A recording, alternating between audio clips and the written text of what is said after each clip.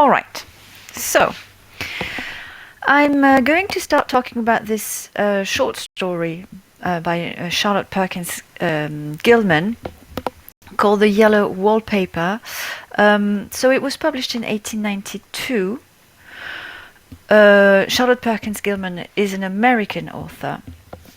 And so those of you who've sent me some work, a few lines about the short story, have seen basically what it was about. You have understood that it's the story of a woman who's just had a baby, and she's undergoing some nervous breakdown. Numerous times in this short story they talk about nervous problems, depression, nervous breakdown. So she feels very tired, she cries a lot, and so it's her diary, basically. She writes. And there are a few interesting things about her writing. First, she writes even though she doesn't have the right to write. Her husband doesn't let her. So when she writes, it's secret, she's hiding. Okay, so the writing is quite important as being therapeutic. In her opinion, it's therapeutic, but for her husband and her brother, both are doctors, they think it's not therapeutic. They think it actually makes her worse. So we have first a display or a setup of the writing, which is a bit strange. She writes, she's not allowed to write, she has to hide in order to write. So the narrator is in a situation that is quite unusual. Also, so you have understood that she's undergoing this nervous depression. She is given a room which is upstairs, and it's a nursery. And she's probably undergoing, this symptom that was described as hysteria and words like that we don't use, that we no longer use today. Today we would probably call it postnatal depression, or postpartum depression, and or something like that.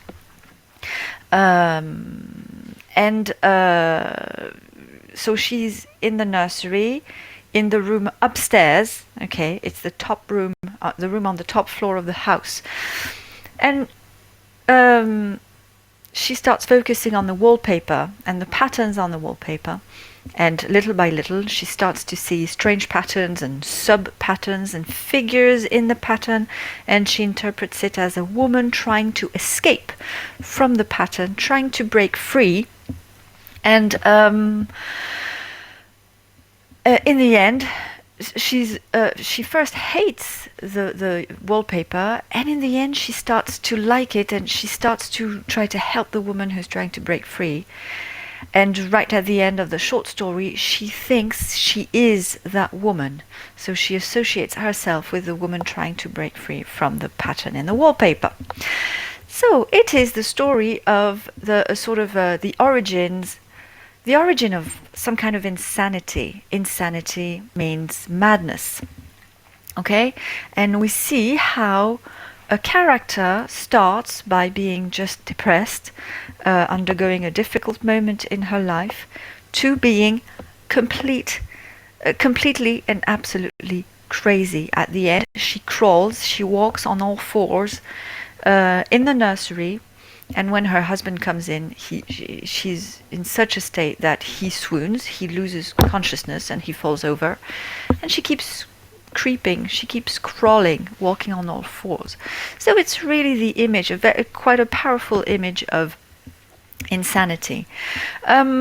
So how does this happen? How does a sane woman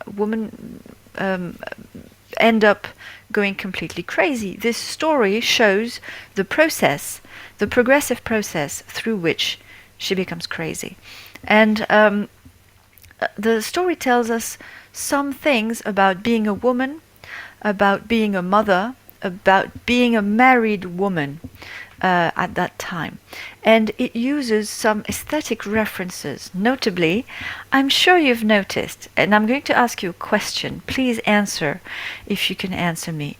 Have you seen a connection with guess what? With Jane Eyre. Have you seen a connection with Jane Eyre? I'm asking you the question. There is one particular connection.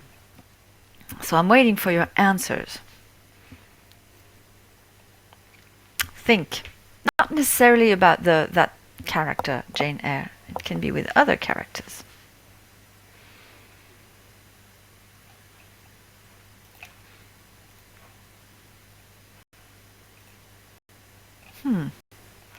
You're thinking, hard. So of course the connection it's about women. There's a women first person narrative, yes. Female character is at the center of the plot, absolutely. But what else?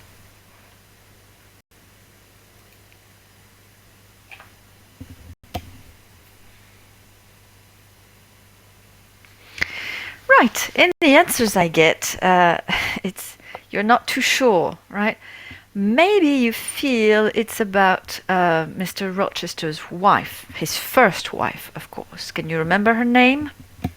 I want you all to... we've been talking about Jane Eyre all year long, because it's a very important work. And of course, I did it on purpose. Everything I'm doing is on purpose, more or less.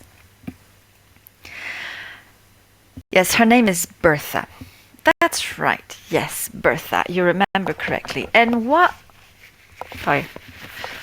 was about this poor Bertha? You know she was crazy, right? You remember the scene when Rochester describes how crazy Bertha is, and he decides to lock her up and go to Europe. And basically he decides to bring her with him and lock her up in the attic. Okay? And I think it creates a figure. It sets a precedent. And it creates a figure of what has been called in feminist criticism the mad woman in the attic. Now, the mad woman in the attic is such an important figure that some feminist thinkers have written a book about it. Hang on.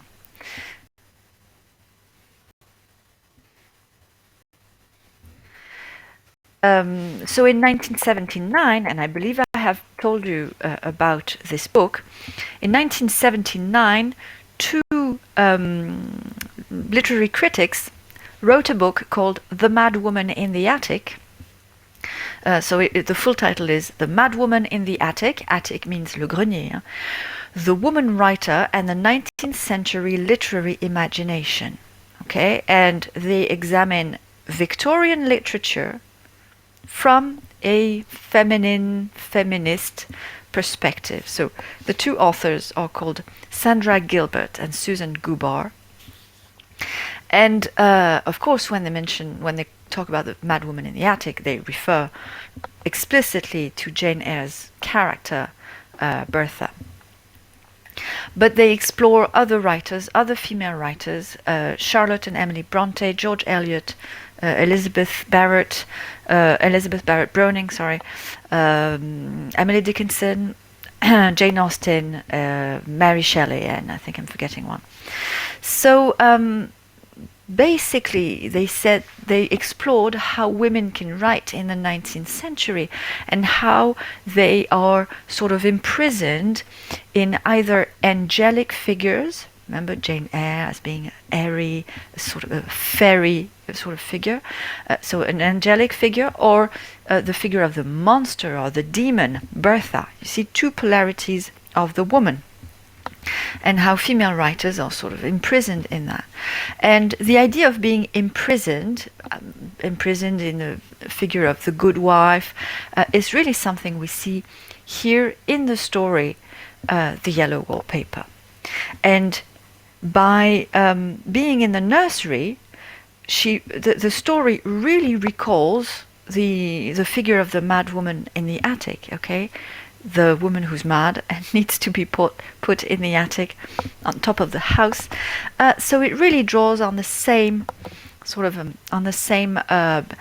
basic representations of the place of the woman, and in particular the woman who defies the norms, the woman who's not exactly in her role. All right? So I'm going to take a look at a few quotes, which is going to enable us to look at a few themes. And I've isolated a few quotes, especially from the beginning of the passage, but we'll also look at the end. We'll see two basic themes: matrimony and motherhood, and then the description of the room and the wallpaper, which is very interesting. And and both are linked because both are seen as some kind of prison. Okay, what links this story is the idea of being locked up, imprisoned, and the idea that she wants to break free. You know, there's a song by Queen, "I Want to Break Free." I think it's quite fitting for us too, because I'm sure many of us would like to break free from our homes, but we can't really for now.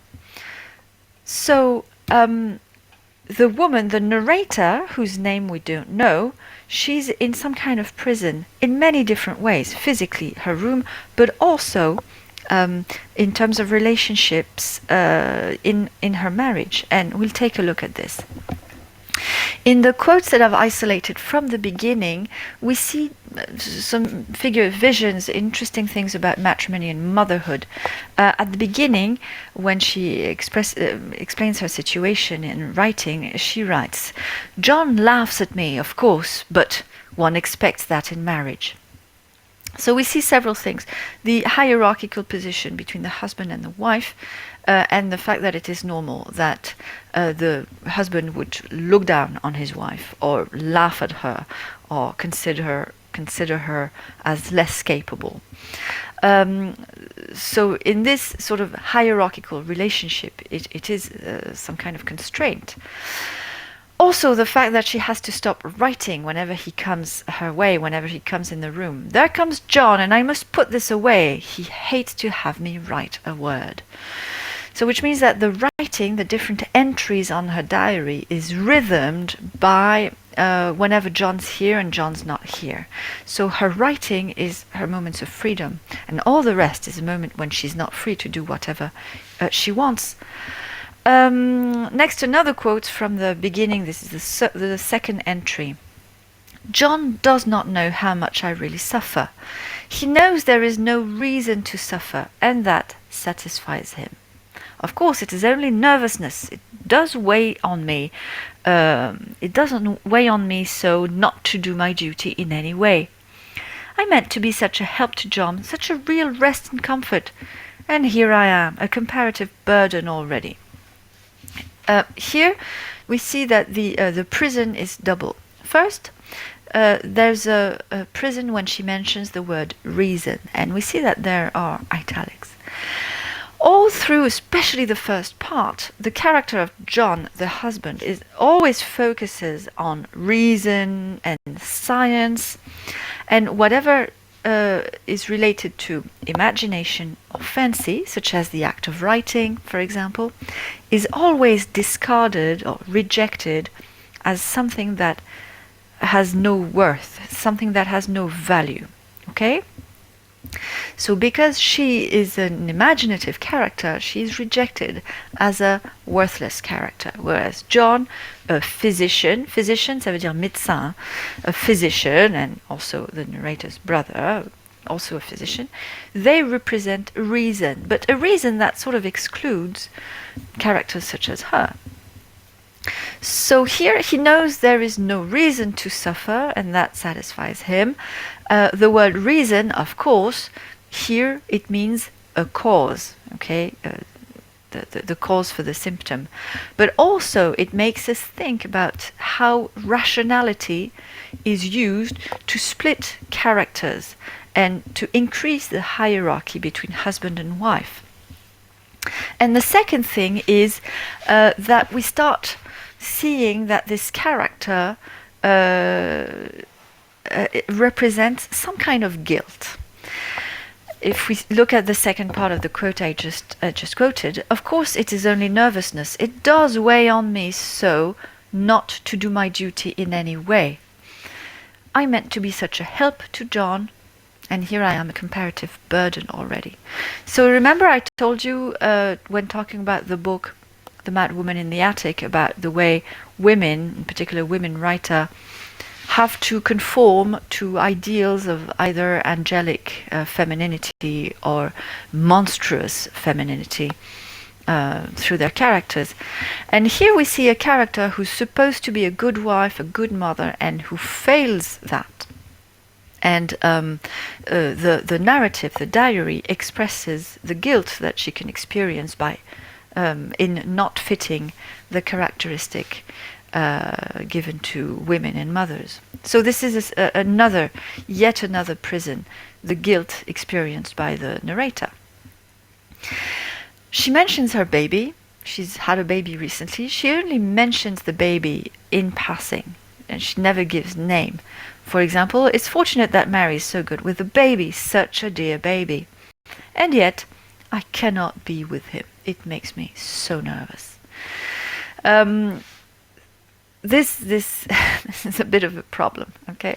This is a bit of, she can't be with her baby. It makes her so nervous. Now, the mentions of the baby are very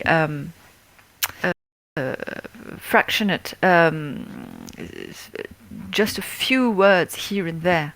She hardly ever talks about her baby. Now, I don't know if you've ever been in the presence of a young mother or young parents in general, but generally their baby is the one thing that they cannot stop talking about. And so again, the character that we have here, the narrator, does not conform to the idea that we have of a parent and a mother. Another thing that I really noticed at the beginning of the story and in the reason why she writes is the next quote. John is a physician, and perhaps, I would not say it to a living soul, of course, but this is dead paper and a great relief to my mind. Perhaps that is one reason I do not get well faster. You see, he does not believe I am sick. Now, the first thing I'm going to notice is the contrast between speaking to someone, a living soul, speaking to someone who's alive, and that she can't do, or writing on what she calls dead paper. Okay? I think this expression, dead paper, meaning she writes, but she's not writing to anybody alive behind. Dead paper, that's interesting because the word paper is in the title in the form of the wallpaper. And I think we can see a connection between the paper that she writes on and the paper that she somehow reads on the wall. Okay? She reads some kind of writing on the wall. And the fact that she makes this split between speaking to someone, which is a type of communication that seems alive, and writing, which can be seen as something rather dead. I think it's quite a problem that there's this shift, because or maybe I think maybe the idea of the paper on which people draw or write, the fact that it looks dead, it's just an illusion. Okay. But then it's what gives her freedom. Paper is what gives her freedom here, writing on the paper. So that's the first thing. The second thing is here, this quote helps us explore the relationship between the narrator and her husband. And here, I'm told before that there was some kind of hierarchy of reason with John, the father, the patriarch, the husband, the physician, the doctor who has the knowledge and the reason, and the silly wife who's being nervous and hysterical. And the fact is, when she says, he does not believe that I am sick, we see something very characteristic of this type of asymmetrical relationship. Okay, her voice is not heard, and this is really what prompts the writing of the story.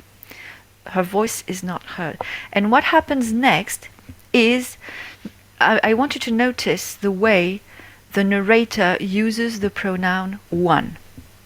One is probably here the closest equivalent of the French on.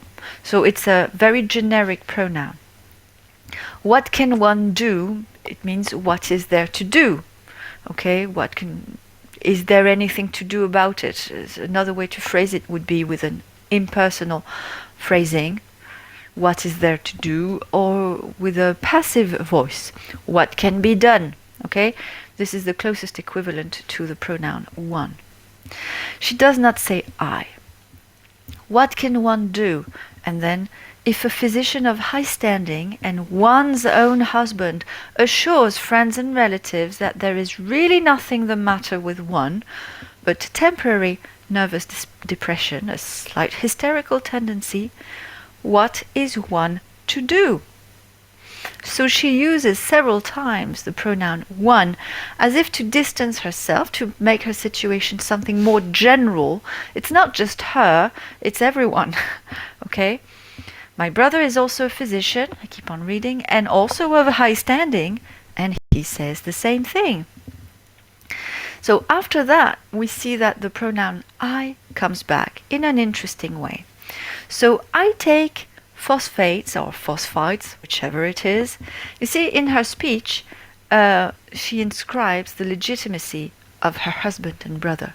Her husband and brother, they know if she takes phosphates or phosphites. She doesn't, she's just a silly woman who doesn't know better. She's not a doctor. So the fact that she says this sort of legitimizes John's superiority in the knowledge of anything that has to do with health. And tonics and journeys and airs and exercise, and I am absolutely forbidden to work until I am well again. Okay, I am forbidden to work. She uses the passive voice. So her husband forbids her to work. I'll talk about that later. Personally, I disagree with their ideas. Personally, I believe that congenial work with excitement and change would do me good.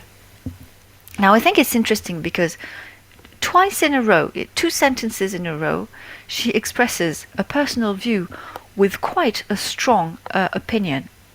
But then it disappears again with one. But what is one to do? Okay? So the voice is here, the I, who wants to express itself, is absolutely here, but it is buried the legitimacy, the hierarchy, the patriarchy. So this is this is one of the interesting things we can say about it. Let me move on to the description of the room and the wallpaper. First, of course, you have all seen that this room really looks like a prison. And she is forbidden to do things. She loses a lot of her freedom. She can't do what she wants. So she's really like in a prison. That's the first thing. Second thing, she's like a child. After all, the room that she is given is a nursery. It's a room that is normally given to children. Okay, so the relationship between husband and wife is really here like the relationship between a parent and a child. The infantilization of women within matrimony is also one of the very important topics in this short story. Now, the room is a prison. Remember, for example, that the bed is nailed down. It's nailed on the floor. You can't move the bed. Also, right at the beginning, the first thing when she describes the room, this is what she writes. I don't like our room a bit. I wanted one downstairs that opened on the piazza and had roses all over the window in such pretty old-fashioned chintz hangings. But John would not hear of it. He said there was only one window and not room for 2 beds, and no near room for him if he took another. He is very careful and loving, and hardly lets me stir without special direction. Have you noticed the doubleness of this thing? This sentence, which I have highlighted in yellow, it seems to express the love, but a love that imprisons. Okay, very careful and loving. Hardly lets me stir without special direction. So he's really like a prison warden, more than like a husband. I have a scheduled prescription for each hour in the day. Now this really looks like prison. He takes all care for me, and so I feel basely ungrateful not to value it more. You see, this again, what I told you about the creation of some kind of duty, gratefulness, and the guilt felt by the narrator.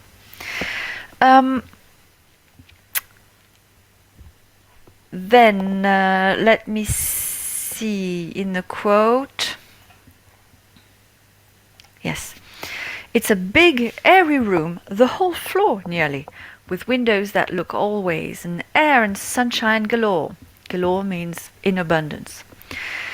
It was nursery first, and then playground and gymnasium, I should judge, for the windows are barred for little children, and there are rings and things in the wall. Now, the windows are barred for little children.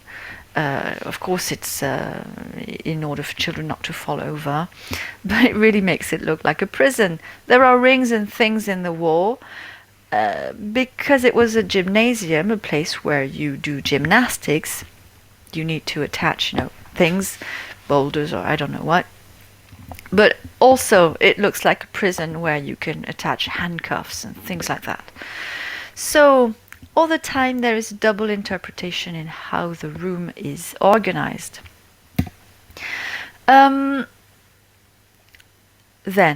finally, the paper, the thing that the story revolves around. The paint and paper looked as if a boys' school had used it. Now it's interesting, a boys' school, noting that boys would be more likely to tear off the paper than girls. It is stripped off, the paper, in great patches all around the head of my bed, about as far as I can reach, and in a great place on the other side of the room, low down. Now this is interesting, because obviously the person who was in the bed before her stripped off the paper. Okay? We can wonder, she has grown-up arms. Could a child have stripped off the paper as far as she could reach? I don't know, but this description starts to make our imagination work. Who was there before? Was there another crazy person? We know there have been problems with inheritance, with the house. I mean, here normally when you read this, your imagination should start functioning, full scale. And that great place on the other side of the room, low down, what was it? Another bed, maybe lower? A child, a grown-up? We don't know. I never saw a worse paper in my life. Okay, I like the terms that she uses to describe the paper. It's terms that are highly judgmental, not objective at all, but extremely subjective, usually conveying strong emotions and feelings. One of those sprawling, flamboyant patterns committing every artistic sin. Now it's interesting because she links the morality, sin, with aesthetics, artistic, committing every artistic sin. So she judges morally something aesthetic. It is dull enough to confuse the eye in following, pronounced enough to constantly irritate and provoke study. And when you follow the lame, uncertain curves for a little distance, then they suddenly commit suicide. See how I say she uses vocabulary that conveys extreme emotions to talk about the wallpaper. The motif on the wallpaper commits suicide. So what we could say is that there is a projection of human feelings and emotions onto the pattern of the wallpaper. That is absolutely clear. And then she describes this suicide committing plunge off at outrageous angles, destroy themselves in unheard of contradictions. So the just lines provoke such strong emotions that she projects them onto the paper. The color is repellent, almost revolting, a smouldering, unclean yellow, strangely faded by the slow-turning sunlight. It is a dull yet lurid orange in some places, a sickly sulphur tint in others. Now, if you look at the symbolism of the color orange, it's very interesting. It's a Saturnal color. It's associated to Saturn. And it's a very binary color. It can be solar. It can be the sun, gold, something extremely shiny, something extremely bright. But then the Saturnal side can take its place, and it can become some kind of dirty yellow that is exactly the opposite. And of course, the color of madness. And so here we can see it very, very clearly. And little by little, what she reads in the paper, the wallpaper, not in the newspaper, of course, what she reads in the paper becomes more and more precise. And the paper, she projects more and more human emotions and feelings onto the paper. For example, later on, a few lines down, this paper looks to me as if it knew what a vicious influence it had. Okay, so we see an intention behind that. There is a recurrent spot where the pattern lolls like a broken neck and two bulbous eyes stare at you upside down. This image for me is extremely creepy. I mean, I don't know if you've read or seen the show called The Haunting of Hill House with the broken neck lady. Lady whose neck is broken because of hanging. Okay, a broken neck is a sign of hanging usually. And the bulbous eyes staring at you upside down because the neck is broken. This is, for me, it's extremely frightening, okay? And she sees it everywhere except a place where the wallpaper does not quite fit. Vous savez, il y a des raccords dans le papier peint, c'est-à-dire il faut le faire coïncider chaque lait, and at some place it's not done well. I get positively angry with the impertinence of it and the everlastingness. Up and down and sideways they crawl, and those absurd and blinking eyes are everywhere. There is one place where two breadths didn't match. C'est le moment où le raccord est mal fait. And the eyes go all up and down the line, one a little higher than the other. So this is, I think, very scary and disturbing. Now, if you go deeper, even deeper into reading the wallpaper, she finds what she calls a sub-pattern. So there's a pattern within the pattern.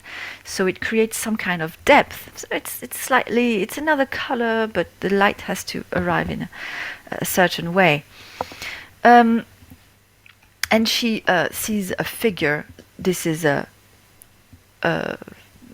what seems to be a human figure, except she does not present it as such first. And this is the moment when the woman, the creeping woman, arrives in her reading of the wallpaper. So little by little, the human emotions are projected onto the wallpaper. Now there have been many interpretations to that, but we see that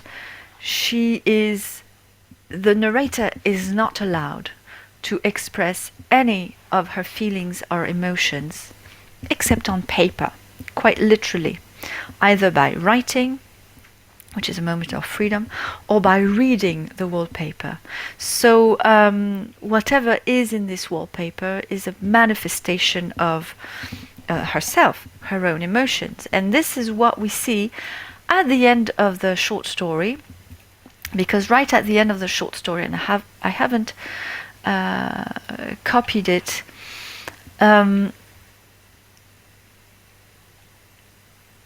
yes, at the end, the I is at the same time her, the narrator, and the woman from the wallpaper that managed to get out. Okay?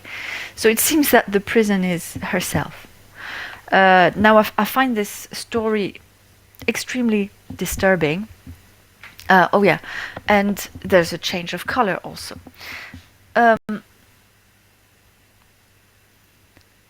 let me just read a passage, except I haven't copied it, but it's really the last few lines, the last 20 lines or so. But I don't want to go outside. She wants to stay trapped. I won't, even if Jenny asks me to. For outside, you have to creep on the ground, and everything is green instead of yellow, so she wants to stay in the yellow. But here I can creep smoothly on the floor, and my shoulder just fits in that long smooch around the wall, so I cannot lose my way. Why, there's John at the door. It is no use, young man, you can't open it. How he does call and pound, so we can imagine that John is banging on the door. Now he's crying for an axe. It would be a shame to break down that beautiful door. John, dear, said I in the gentlest voice, the key is down by the front steps under a plantain leaf. That silenced him for a few moments.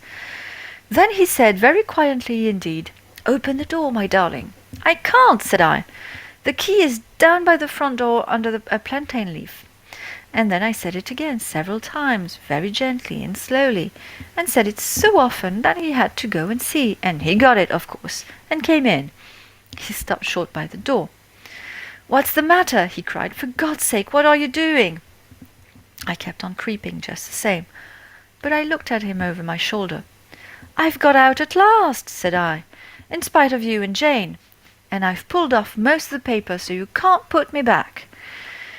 Now, why should that man have fainted? But he did, and right across my path by the wall, so that I had to creep over him every time.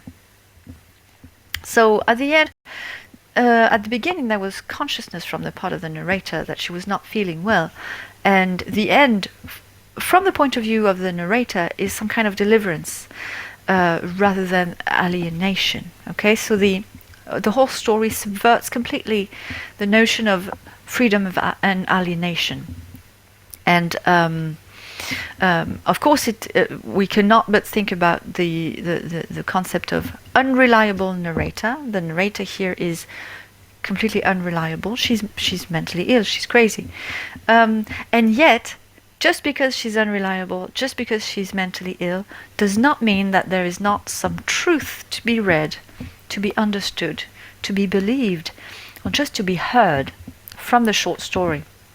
That's why I think it's a very interesting short story, and I think it's a very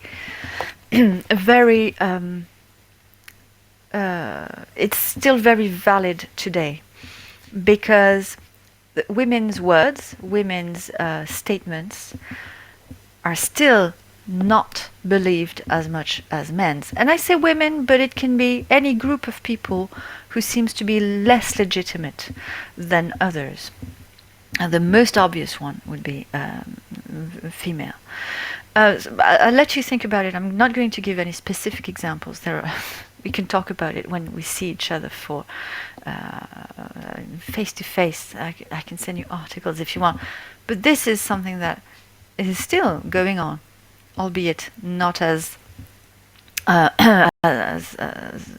strikingly away as in the story.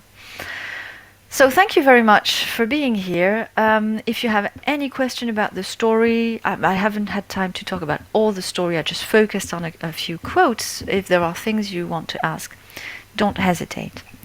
Next week, and we'll have to discuss that, but we could keep Thursday morning. Next week we're going to talk about The Heart of Darkness by Joseph Conrad. Okay? So we'll have a male voice for a change. Okay, I'll talk to you very soon, hoping to discuss with you via Discord or email. Bye-bye.